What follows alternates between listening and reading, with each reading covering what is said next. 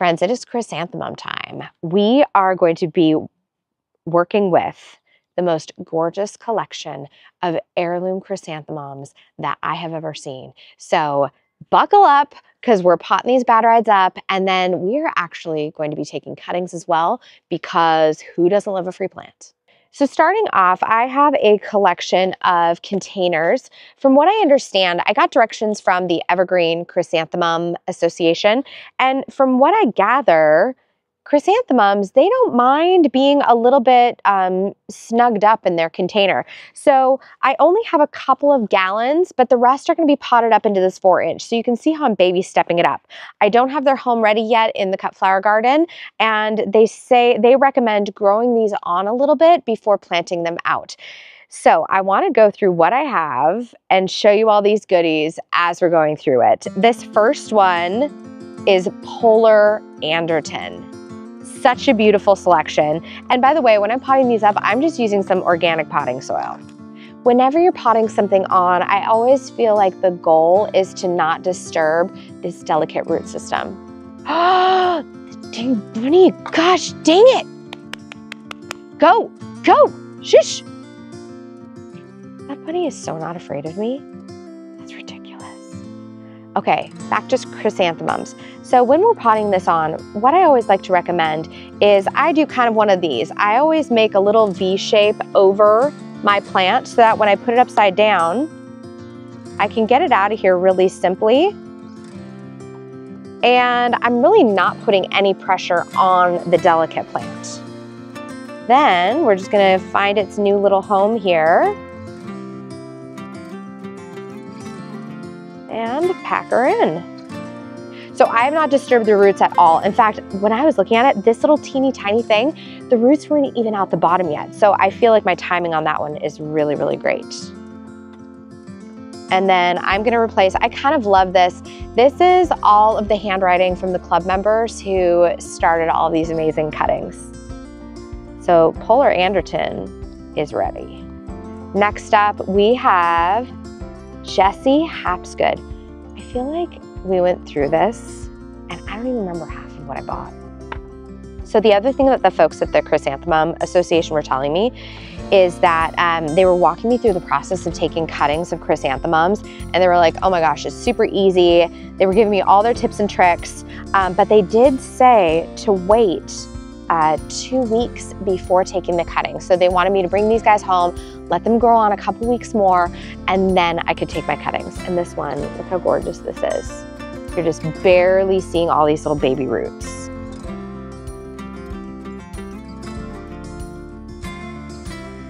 Okay, this next little one, oh my gosh, this was totally a freebie. It was barely rooted, and one of the ladies was like, oh, just take it. And so it needs, she was telling me there's some yellowing in the leaf, so essentially it just means it needs some fertilizer. So after I pot this up, I am going to, I think, use a little bit of Neptune's Harvest.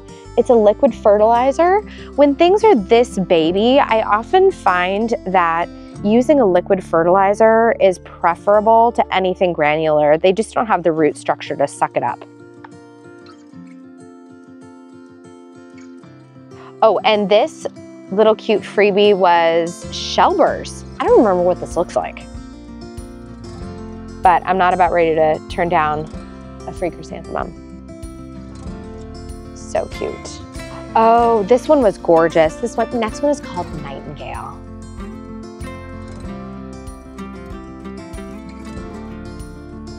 Okay, is anyone else obsessed with tiny things?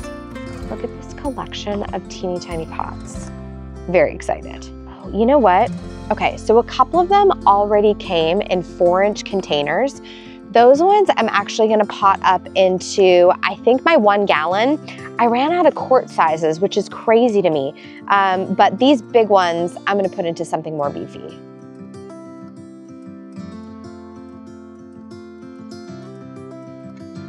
This one is really beautiful. It's called Oriental Night.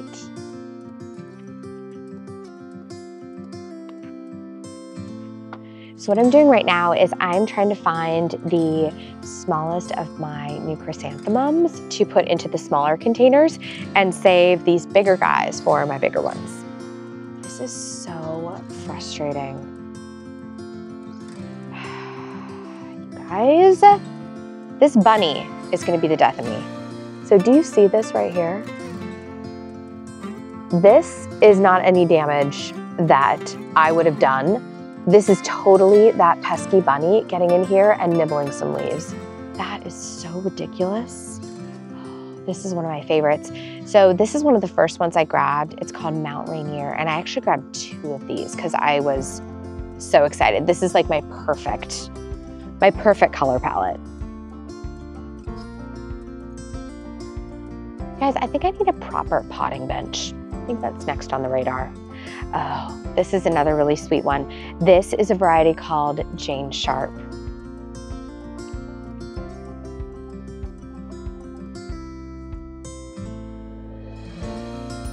Next up, oh, we have Evan's Dream. This one is really cool. This one is what's called a spider type. And so they're like really like, I mean, it's exactly what you would think if you were thinking, oh, a chrysanthemum called a spider type. Just very like long, wispy, leggy, very cool. And she's growing a little wonky, but you know, not everyone can be a supermodel. Oh, this one was really cool. It's called Descanso.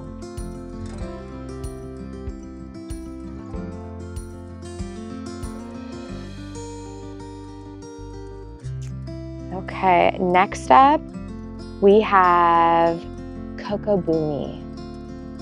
Oh, actually, I'm gonna wait on this one because this is kind of in a bigger one. That bunny is back again. He is ridiculous. Oh, this one is called Yodo Gimme. Loved this one too.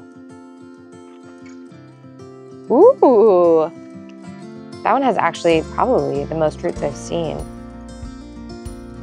Okay, next up, we have Connie Mayhew.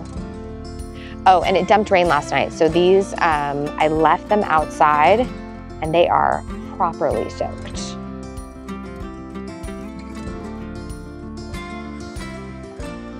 Seaton's Galaxy is the next one.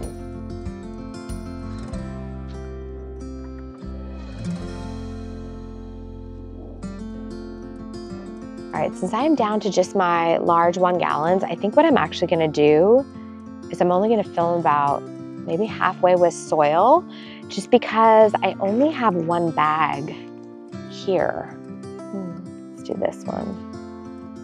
Louisiana. Okay, this is hilarious. I don't remember what half of these look like. Next up, we have Safina.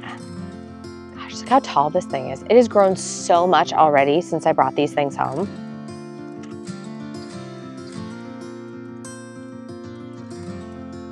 Okay, 2 more to go. Legion Bigo. Do you remember what this looked like? Awesome. Description, awesome. Okay, this is one of my favorites that we got because do they call it a reflex? The petals are defined as reflexing, and it looks like this, like, I don't even, like almost like a whirlwind. Like it's like somehow like the petals have gotten all twisted up into this big like ball of just yumminess. It is way cool. 16, 17, 18, 19. I forgot, I have 19. She gave me a free one.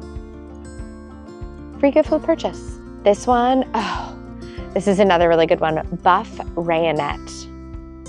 Need I say more? I'm pretty obsessed with a buff colored flower.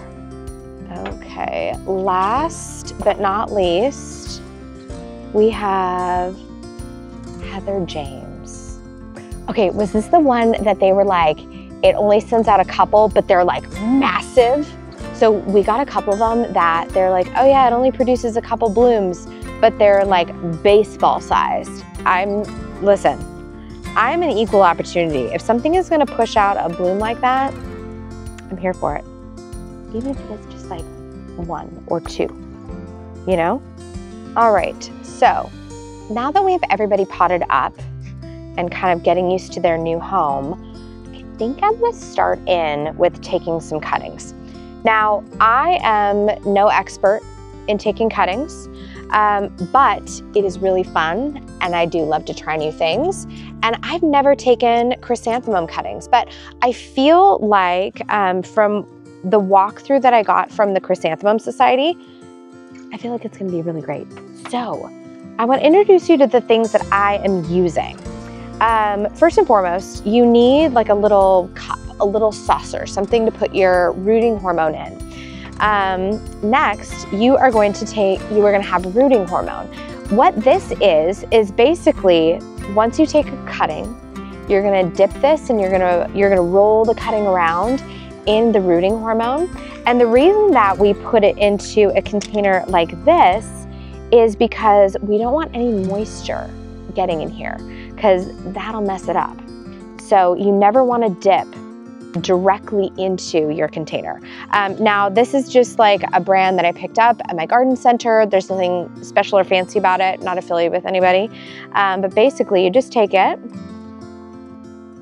you pour just a little sampling into your container. For this purpose, a couple different things. I am actually not gonna throw it into potting soil. I'm gonna put it into a sterile seed starting mixture. Oh, the other important thing that I forgot to mention, these are my snips. These are little dram snips, super sharp, and I've gone ahead and cleaned them and disinfected them before diving into this process, because we want a very nice, clean cutting, and we don't want a whole bunch of other junk in there, because we are trying to get this to root down. So you guys have seen this before, and I cannot for the life of me remember where I got this. I can't remember if I got this at Sky, or maybe I ordered it from Gardener's Supply. But I've had this little guy for years. I use it inside a lot for seed starting, and I actually had a bunch of leftover seed starting mixture. This is a sterile mixture, and I just let it dry in here. So the very first thing I need to do is rehydrate my mixture.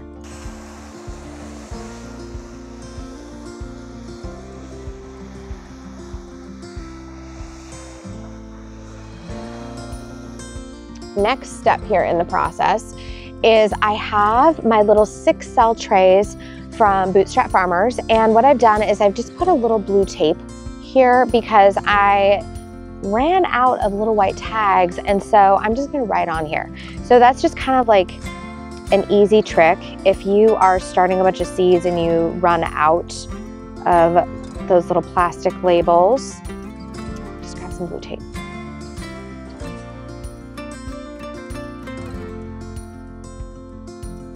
So this is my first one. This is Jane Sharp. Now, when I was talking to them, essentially we want to take just the top little bit off of this guy.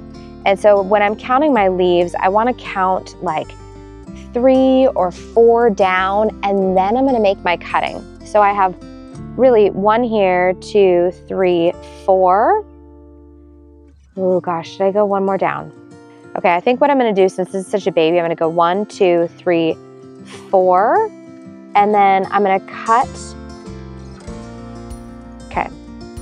Now, if you're not immediately putting this into rooting hormone, you want to have a plastic bag with you with a little moist paper towel, or maybe like some sort of Tupperware container with a lid on it, because you wanna keep this fresh. Essentially, after you take your cutting, you want to strip off a lot of these leaves, and I'm not gonna pull them down like if you were arranging a bouquet. I'm actually gonna just cut these little suckers off. And then with these ones, I'm actually gonna cut them in half. This is actually something you can do a lot with hydrangeas, because essentially you don't want this little tiny cutting trying to support a giant leaf canopy.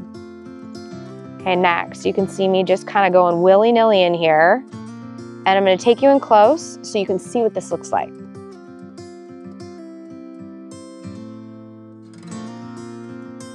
Okay, from here, we're just gonna insert this little cutie deep into our cell. And when I do these and I label them, I basically write back on one side and front on the other, so I kind of know what I'm working with. Okay, the only one that I don't think I'm going to do this with is this little cutie. This one is the Yodogimi. This one has just tons and tons of lateral branches coming off, and she's already pushing out 1, 2, 3, 4 blooms, and I'm so close to a bloom. Do I just bite the bullet and do it? Dang it. I don't remember purchasing this. Okay, I'm gonna let it ride. I think it's one of the ones that is like a small spray. And it feels like there's just so much branching here. I'm gonna let this one ride. Dang it, I'm so excited about these blooms. These are like the first buds in my garden. Okay, I'm not gonna do it. I'm walking away. Okay. I'm gonna do Polar Anderton. Alrighty, so essentially, remember, so I'm gonna go 4 down. 1, 2, 3, 4. I'm gonna make, what's here? 1, 2, 1, 2, 3, 4. I'm gonna make my little snip. Polar Anderton. I'm gonna cut off these little cuties down here.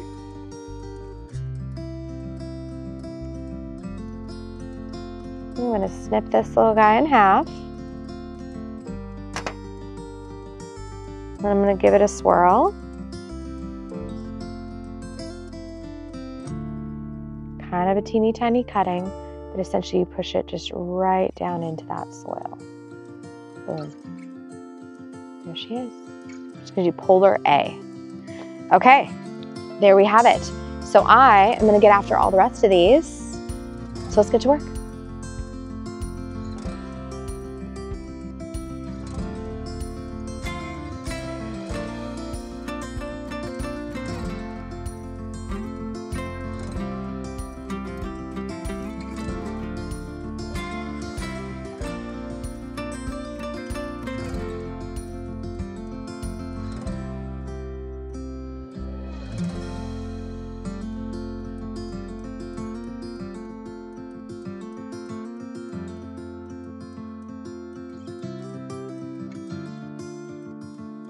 I have everyone potted up. I have all my little baby cuttings dipped in rooting hormone in the little containers. The only thing I have left to do is to do a little bit of cleanup and water everybody in. Oh, also, by the way, the leftover rooting hormone, because I've been out here, I've been putting things in it, I'm gonna pitch it. I'm not gonna save it. So don't dump this back into the container. Just leave it be, invest in fresh if you're running low.